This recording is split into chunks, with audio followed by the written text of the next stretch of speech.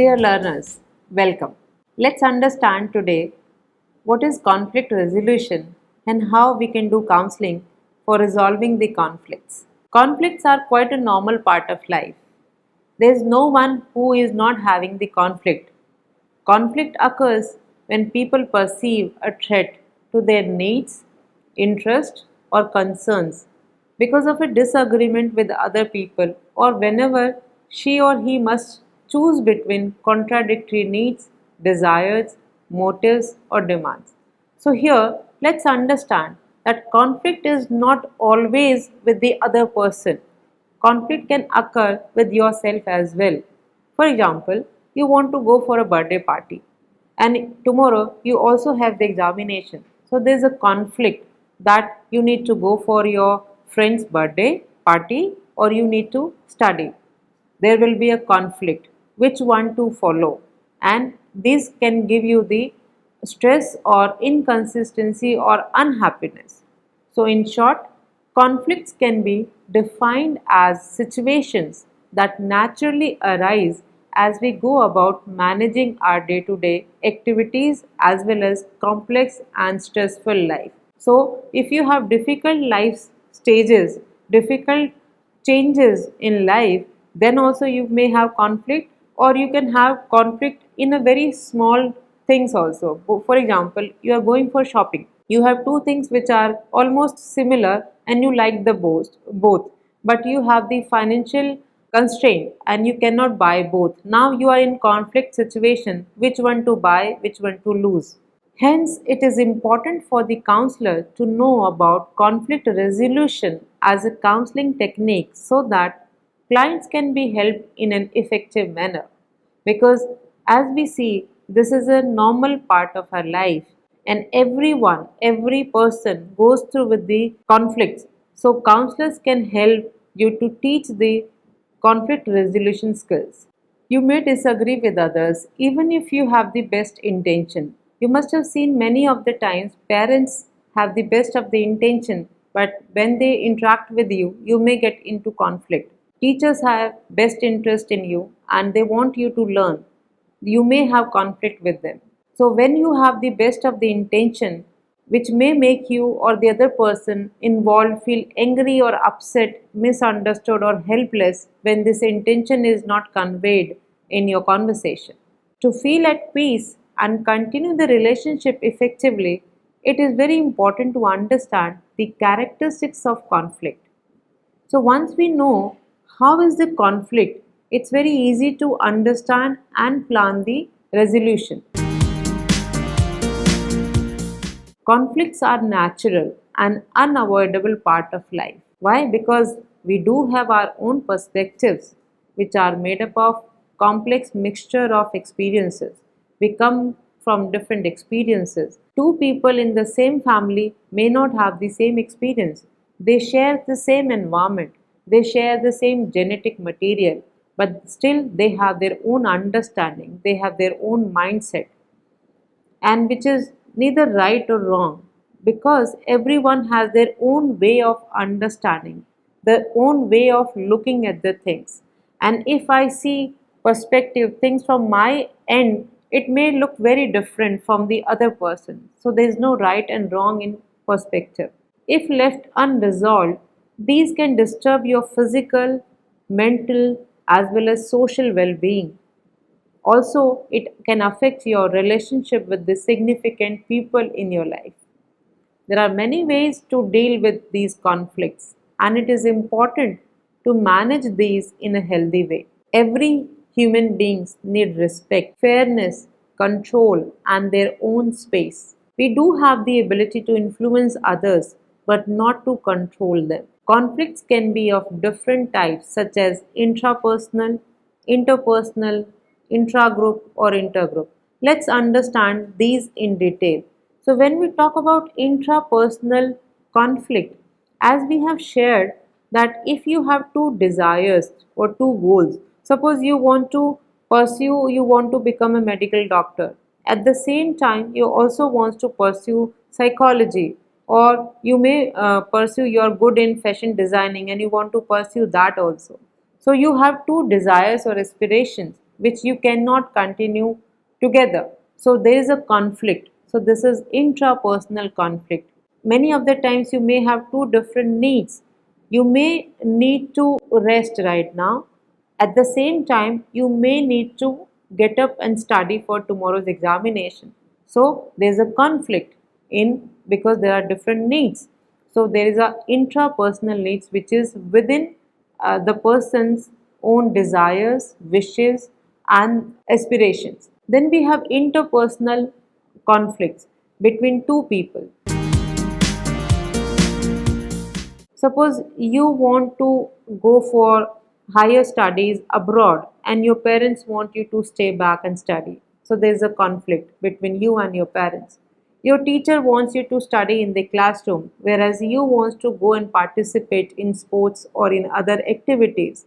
There is a conflict between teacher and you. Suppose there is one of your colleague wants to go for research and he or she wants you to give some input in that, and you have your personal agenda which because of this you are not able to give time. So there is an interpersonal conflict. We may have conflict between the group.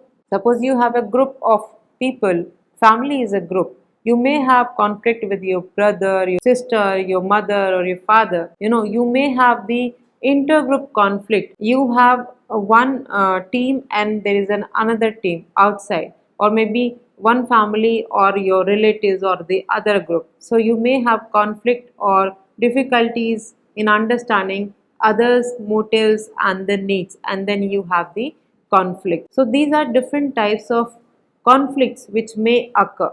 Then let's understand what could be the different aspects of conflict.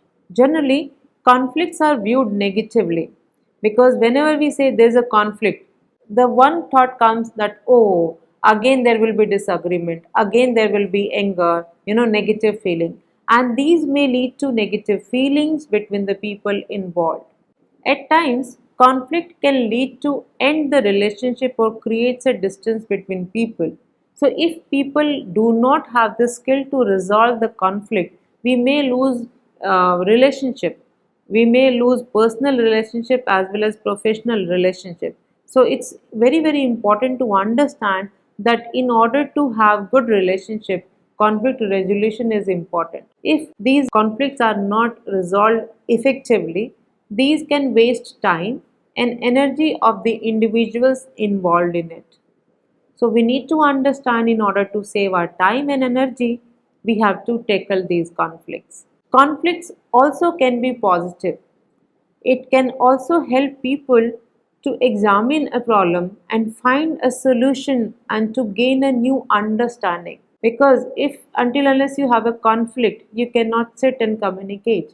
So when you have a conflict, when there are different desires and needs, you sit and find out the solution. You find out the consequences that if it is not resolved, how it can harm the relationship, how it can harm the growth of the organization. So you sit and you find out the solution, you gain new information, you gain new understanding, you gain new perspective, because every person who is involved in the conflict comes out with different perspectives and they can explore new ideas to resolve these conflicts. If people want to work on resolving the conflicts, it shows their concern, commitment, and the desire to maintain a relationship. People will be using different strategies to resolve the conflicts, but we need to understand that if a person is, they may not have a right strategy, but if they are concerned, if they are committed, and if they desire to continue the relationship or maintain the relationship, the intention is there. So we have to teach the skill to the client in order to resolve the conflicts in a better way. As a counselor, we need to understand that a client may get benefit from conflict resolution skills training. Many problems and difficulties faced by the client may result from conflict. For example, if he or she is newly married, having the conflict and having the different lifestyle. There was one person who is working in an airline, and the time of the person of coming home and going the shift which she is working is very different than the husband's shift. So there's a conflict of who will manage the household, who will manage the children, who will take care of the financial needs, and whether they will share their financial aspirations together or not. So this can be the source of conflict. It is important to understand here that one may not be able to always fix the problem that creates a conflict, but counselor can provide clients with the skills to manage conflict effectively. Many of the times you may not get the solution, the exact resolution of the conflict, but if there is a conflict, how you can manage it effectively so that it does not harm you negatively, how you can give, what kind of energy, how much time you can give to this conflict, whether you have to avoid this, you have to address this, or you have to accept this. Many of the times stressful situation from conflict can be handled in these ways. So you can easily remember 3 A's to deal with any kind of stressful situation. A is avoid. If the situation is not very important and if it can be avoided, you should avoid that. If the situation needs to change, get altered, and if you have the ability to change the situation, you can alter the situation or you can learn the skills. If you cannot alter, you cannot avoid, then you have to accept, because there are many people, you must have seen, there are many of the family members, many of the people in your life, you cannot change them, you cannot avoid them. For example, you cannot avoid your boss, you cannot avoid your school principal or your school teacher, you cannot even alter them. Why? Because they come with their own perspective. The boss will have their own perspective, the principal will have their own perspective, the mother will have their own perspective. You cannot alter or make any changes in them. But then you have to accept that yes, these people are different and they have different expectations. So you manage with that, and when you have the acceptance, then also you can resolve the conflict. Now, you also have to find out whether the client's values before conflict resolution skills training, because we all have different value system. If the person is having the value for money and he wants to give little more time to earn money, and the spouse is having the importance or the value for the family, again the couple may have the conflict, because one value of the client is different and the other person's in his or her life the value is different, and that leads to the conflict. We all have different viewpoints that are equally justifiable from our perspective or place where we are standing.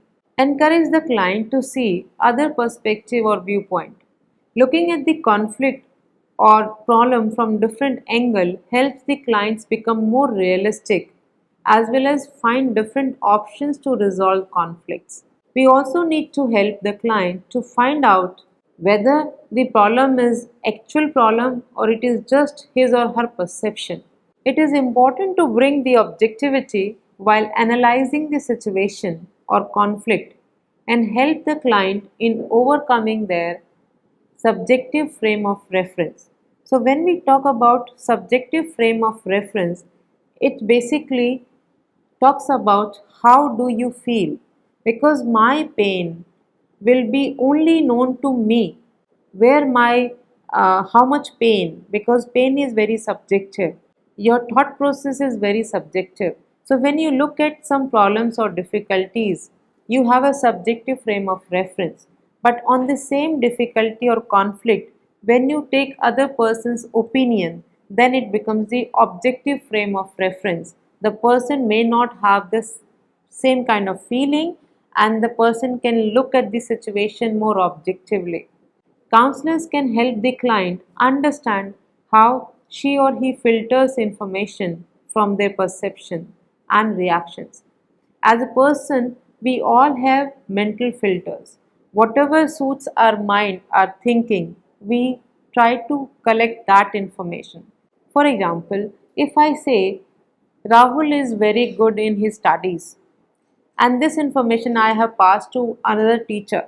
So when the other teacher interacts with Rahul, the first thing comes in his or her mind is that this person is good in the studies, and whatever other information is available for Rahul, we may not uh, capitalize or filter in our mind. So we all have the mental filters based on our perception. So if you have a good perception about someone, you will only filter good information about that. If you have a negative perception about someone, you will filter only that information, and your reaction will be accordingly. We also have the perception and understanding through their values, the culture which they live in, the beliefs, kind of information which we have, the kind of experiences, gender, and other variables. So all these are making your perception. How do you see the situation? How do you see people? And that mental filter you use to resolve conflict or to understand the difficulties. Teach the client about different conflict management styles. So as a counselors, we have responsibility of letting the client know that we may have controlling style of conflict management, we may collaborate, we may compromise, we may accommodate and avoid. So these are the 5 conflict management style, and every conflict style management is having different pros and cons. It is not that this particular conflict management style is good or this is best or this is not best, because it depends on the situation, it depends on the person, what and how much they are using. For example, controlling. If you are dealing with the authority, controlling may not be able to help you in resolving the conflict because you cannot control other person. But if you have a conflict whether you should eat chai samosa in the morning or you should go for the yoga, that is in your control. That conflict of managing your weight and managing your wish can be controlled. So you can use that style. Collaborating. Suppose if the teacher or your colleague in the office has been given a group work or a team work, there you need to collaborate. You have to deal with the other person and discuss it, and then you can collaboratively work as a team. So in that particular situation, you have to work with other person. You may compromise. Many of the times you may not get what you want. You must have seen that at home, two children or siblings are fighting. Now I will watch this cartoon. Your brother or your sister says, no, I will watch this cartoon. Or your parent says, no, I want to watch this program. So we do the compromise. Okay, half an hour you do this and half an hour I'll do that. So this is a compromising. So in some of the situation, you may use this kind of conflict management style. Then we have accommodating. You must have seen, you must have visited in the buses or the public transport, and there are people who are standing and you are sitting. So you just shift little bit and allow other person to sit along with you. So you are accommodating without giving your seat, but you are also managing to make the person sit along with you. So you are accommodating with the person. So sometimes you may use this strategy and sometimes you have to avoid. For example, if you are traveling in Delhi, traffic is unavoidable and that leads to lots of conflict and lots of stress in the human being. You cannot avoid that. In order to, you can avoid, number one, you can start your journey little early, but if you cannot and that is not in your hand and you have started early, rain has started or some other unavoidable incident has happened, so you cannot avoid that situation, but you can avoid getting frustrated. You can listen to the music, you can do something which is more productive in your car or in your public transport, right? So depending on the situation, you may use these different strategies, maybe controlling, collaborating, compromising, accommodating and avoiding. Every style has its own strength.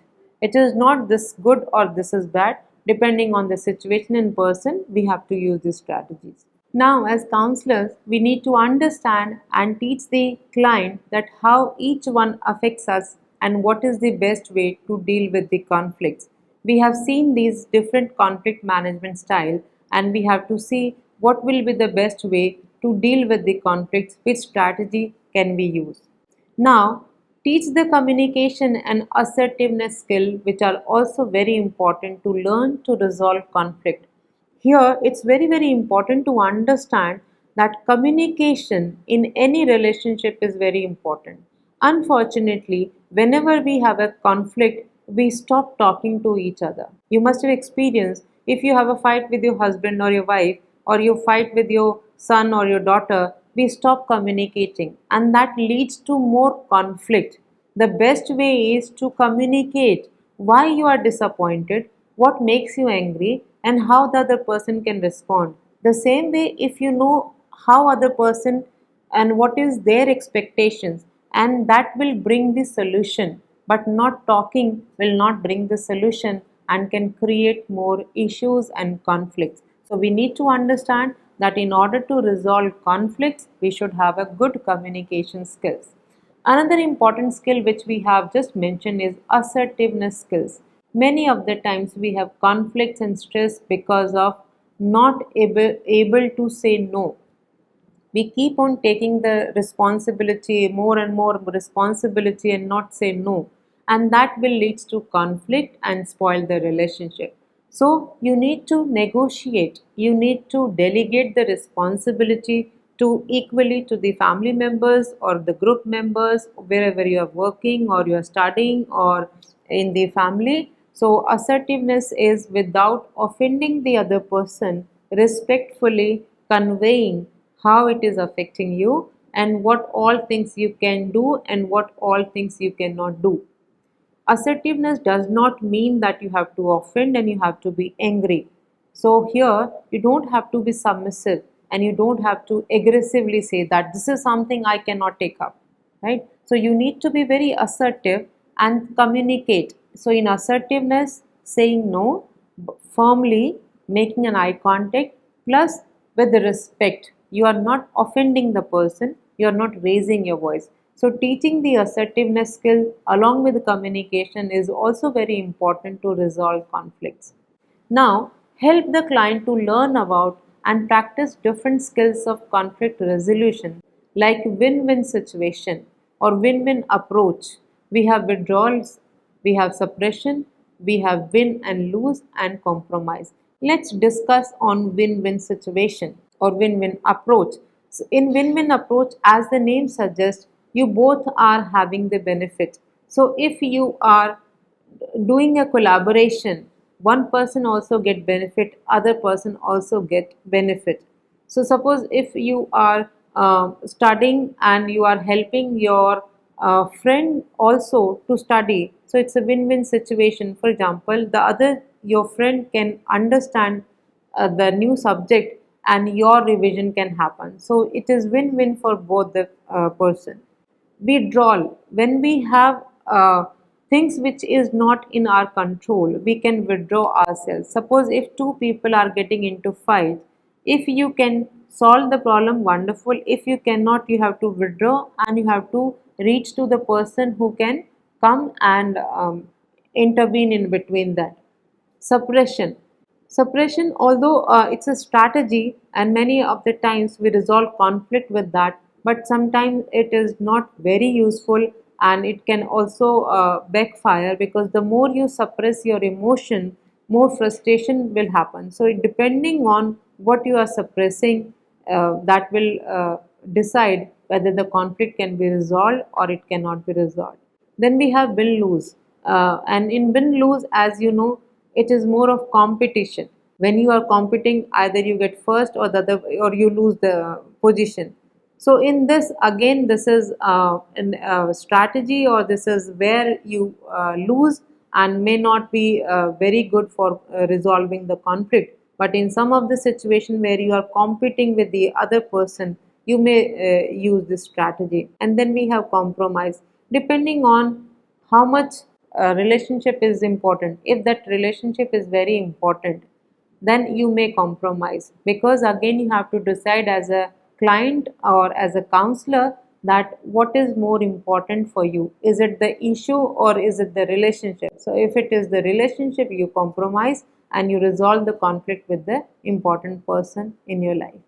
So, for today, we have discussed how a counselor can help the client to resolve the conflicts. As we know that conflicts are normal part of life, and every person, irrespective of the age, gender, marital status, occupation, education, we all of us face conflicts. We have different strategies for resolving the conflicts which we have elaborated in detail. I hope this will help you as counselor to resolve your conflicts as well as help you to help the client to resolve their conflicts and give them the training and the strategies.